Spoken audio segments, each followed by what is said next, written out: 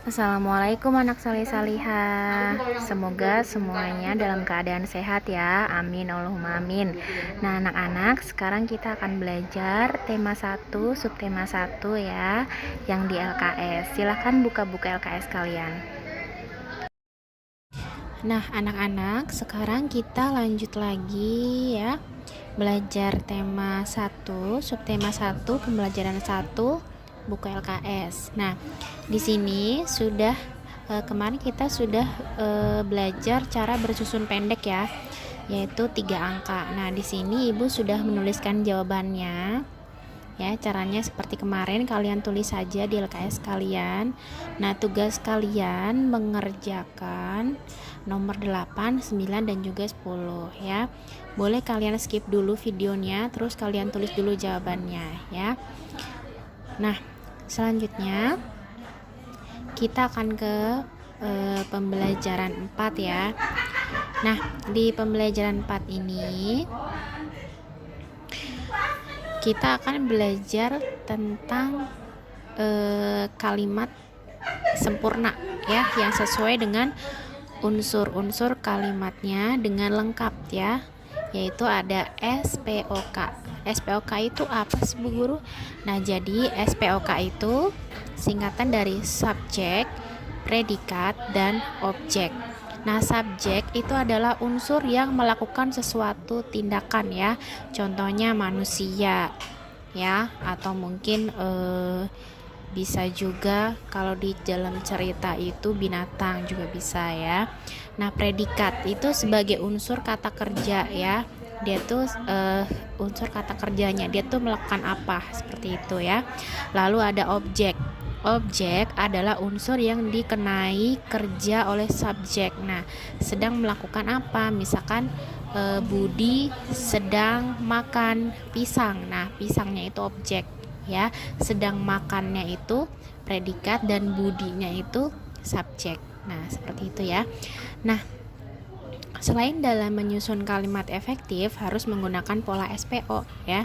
Kalimat dasar tipe ini memiliki unsur yang pertama subjek, orangnya, predikat itu kata kerjanya, dan objek itu kata yang dikenai oleh kata kerja tadi ya. Nah, seperti itu. Contohnya, Bu Ani sedang memasak ikan goreng. Nah, Bu Ani ini adalah subjek, sedang memasak ini predikat, ikan goreng ini objek. Nah, contoh yang lain, Dita menyiram bunga anggrek. Nah, Dita ini orang yang melakukan ini subjek, menyiram ini kata kerja atau predikat, dan bunga anggrek yang disiram ini adalah objek ya, kata yang dikenai kata kerja itu ya, seperti itu ya. Nah, di sini Ibu sudah menuliskan contohnya. Ada 3 contoh. Ayah membaca buku, Ibu menjemur pakaian, kakak sedang menyapu lantai. Nah, jadi ini subjeknya itu berupa orang ya. Ini predikatnya ini kata kerja yang sedang dilakukan. Nah, ini objeknya ini adalah sesuatu yang dikenai kata kerja. Nah, ada buku, pakaian, dan lantai. Nah, anak-anak silakan buat 2 kalimat saja yang di dalamnya ada SPO ya, subjek, predikat, dan juga objek di sini ya. Yang ini kalian tulis saja di buku LKS kalian. Nah, selanjutnya kita ke halaman 13 LKS ya. Nah, di sini tentukan SPO dari kalimat yang disajikan berikut ya. Yang pertama, kita menentukan SPO dari kata ayah membaca koran. S-nya itu yang mana sih? Apakah S-nya itu membaca atau koran atau yang ayah? Coba yang mana? Nah, jadi S-nya itu yang ayah ya. Tulis di sini. Ayah itu subjek, predikatnya membaca, koran itu objek. Nah, kalian tinggal menyalin jawabannya seperti yang Bu Guru tulis di sini ya. Boleh di skip dulu, lalu kalian kerjakan nomor 4 dan nomor 5. Nah, selanjutnya kita akan mengerjakan ayo berdiskusi. Nah, lakukan diskusi dengan teman sebangkumu. Diskusikan tentang pengertian dari kalimat efektif. Nah, kalian gak usah berdiskusi ya, karena kalian belajar di rumah. Kalian tulis aja jawabannya. Kalimat efektif adalah kalimat yang sesuai dengan kaidah ejaan Kamus Besar Bahasa Indonesia. Nah, ini ya jawabannya ya, kalian tulis saja agar nanti ketika ada ulangan atau apa LKS kalian udah diisi ya. Oke, selanjutnya kita ke halaman 13 yang bagian bawah. Susunlah kalimat efektif dengan menggunakan pola SPO. Contohnya makan. Kalimatnya makan ya. Dibuat SPO. Jadi Anissa makan buah pisang. Bisa. Atau Anissa makan nasi padang juga bisa ya. Nah, dari kata belajar, Lili belajar matematika.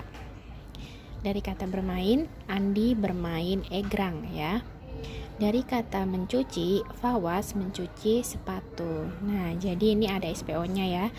S-nya Fawas, predikatnya mencuci, objeknya sepatu. Nah, kalian buat kalimat efektif untuk kata menyapu dan membaca ya. Di sini ya kalian tulis, kalian buat ya. Nah, sekarang kita ke ayo belajar halaman 14. Nah, di sini ada sebuah soal yang bisa diselesaikan dengan cara bersusun panjang maupun bersusun pendek ya. Nah, Ibu bacakan soalnya. Jumlah penduduk Kelurahan Sukamaju sebanyak 2.216 orang. Jumlah penduduk Kelurahan Sukaraja sebanyak 597 orang. Berapa jumlah penduduk kedua kelurahan tersebut? Nah, jadi ini berbentuk soal cerita ya.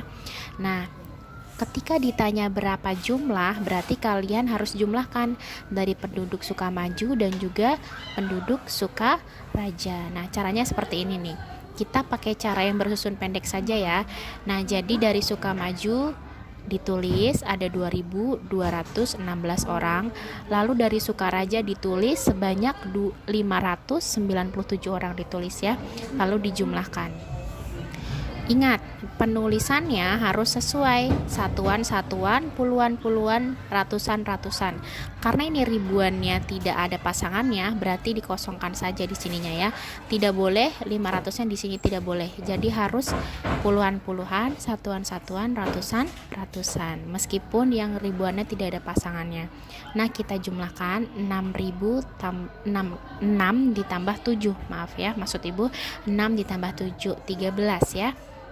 Nah, 13-nya 3 taruh bawah, satunya taruh atas.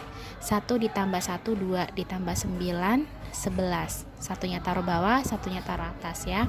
1 ditambah 2, 3. 3 tambah 5, 8. Nah, 2-nya karena tidak ada pasangannya langsung turun ke bawah. Nah, hasilnya 2.813. Nah, seperti itu ya. Nah, sekarang kita akan mengerjakan soal-soal ya yang ada di LKS ini.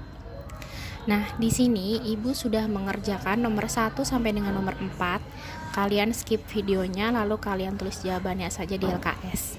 Lalu kalian kerjakan nomor 5 dan juga nomor 6.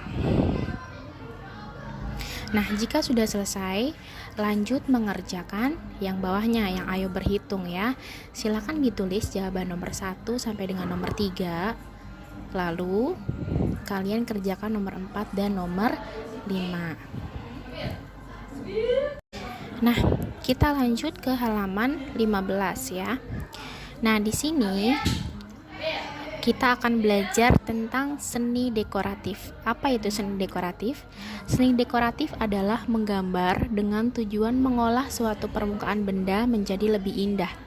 Karya seni dekoratif adalah gambar hiasan yang dalam perwujudannya tampak rata, tidak ada kesan ruang, jarak jauh dekat atau gelap terang, tidak terlalu ditonjolkan. Secara garis besar, karya seni dekoratif dikelompokkan menjadi 2 jenis, yaitu ada karya seni dekoratif figuratif dan karya seni dekoratif geometris. Karya seni dekoratif figuratif biasanya ditandai dengan penggambaran wujud figur atau bentuk-bentuk di alam yang kita kenali. Contohnya, pemandangan, pasar, kota, hewan-hewan, lukisan, kehidupan sehari-hari, dan sebagainya. Nah, contoh karya seni dekoratif geometris dapat dilihat pada ragam hias di daerah-daerah seluruh Indonesia. Misalnya motif pilin, berganda, lingkaran, elips, setengah lingkaran, segitiga, prisma, 4 persegi, dan sebagainya. Motif tersebut biasanya tersusun rapi dengan teknik pengulangan sehingga tercipta suatu yang harmonis karena penempatannya mementingkan keteraturan dan kerapian. Dalam bentuk tradisional, komposisinya simetris. Simetris itu berarti sama ya. Namun sering juga dijumpai pada zaman modern seperti saat ini dengan komposisi bebas ya, tidak beraturan. Seperti pada karya Sabto Hudoyo dan Hatta Hambali. Nah, di sini terdapat soal ya. Manakah di antara kedua gambar di atas yang merupakan karya seni dekoratif ya, dan juga jelaskan alasannya menggunakan kalimatmu sendiri. Tulis pada kolom berikut. Nah, mana yang kira-kira yang gambar dekoratif? Nah, yang gambar dekoratif adalah gambar yang ke-1 karena perwujudannya tampak rata, tidak ada kesan ruang, jarak, jauh, dekat, atau gelap terang, tidak terlalu ditonjolkan ya. Gelap terangnya tidak terlalu ditonjolkan, beda dengan yang ini. Nah, kalian boleh menemukan jawaban kalian sendiri. Kalian juga boleh menulis jawaban Bu Guru ya. Nah, silakan di skip videonya lalu ditulis jawabannya. Nah, sekarang kita ke pembelajaran 5 ya. Nah, kita akan mengerjakan soal yang Ayo jelaskan ini ya. Coba kamu jelaskan cara menjaga kerukunan dalam keragaman di lingkungan sekitar tempat tinggalmu, terutama kerukunan dalam keragaman fisik ya. Tulis penjelasanmu dalam kolom tersebut. Nah, contohnya ini hanya contoh ya, kalian bisa menemukan jawaban kalian sendiri. Contohnya, saya mempunyai tetangga bernama Mateo. Dia berasal dari Papua. Kami tetap hidup rukun bersama-sama meskipun kami memiliki warna kulit yang berbeda. Nah, bisa juga dengan saya mempunyai teman bernama Sylvia misalkan. Sylvia berasal dari Afrika misalkan. Nah, Sylvia mempunyai rambut keriting ya, seperti itu dan sebagainya ya. Kalian boleh menemukan jawaban kalian sendiri. Nah, untuk pembelajaran 6 karena itu adalah PJOK, pembahasan tentang PJOK, jadi akan Ibu lewati saja ya. Karena itu sudah akan dibahas oleh Pak Jae. Nah, selanjutnya anak-anak silakan kerjakan LKS kalian halaman 19 ya. Kalian kerjakan bagian 1 dan bagian 2.